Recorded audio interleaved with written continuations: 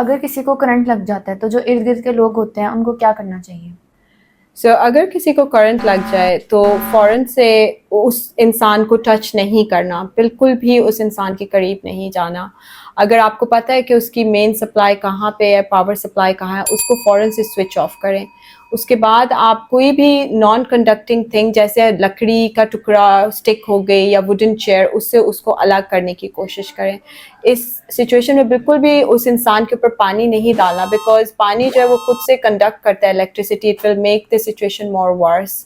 اس کے علاوہ جب آپ اس سچویشن کو آپ نے کنٹرول میں کر لیا ہے، پھر آپ چیک کریں کہ مریض جو ہے وہ سانس لے رہا ہے، اس کی نبض چل رہی ہے. اگر چل رہی ہے تو اس کو ریکوری پوزیشن میں ڈالیں اور ایمرجنسی سروسز کو کال کریں. اگر اس کی نبض نہیں چل رہی، سانس نہیں وہ لے رہے، تو CPR اسٹارٹ کریں اور فوراً سے ایمرجنسی سروسز کو کال کریں. اکثر جب کسی کو کرنٹ لگتا ہے اور بظاہر وہ بالکل ٹھیک ہوتا ہے تو یہی کہا جاتا ہے کہ اس کو ہاسپٹل لے کے جانے کی کوئی ضرورت نہیں ہے، تو اس بارے میں آپ کا کیا خیال ہے؟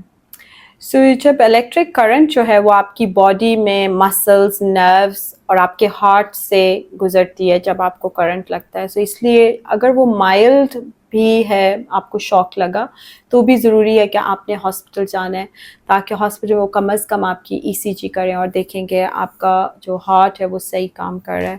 سم ٹائمز جو وولٹیج ہوتا ہے وہ زیادہ ہوتا ہے، and you can see entry and exit burn from the electric shock. اس کے لیے تو بہت ہی ضروری ہے کہ آپ نے ہاسپٹل جانا ہے.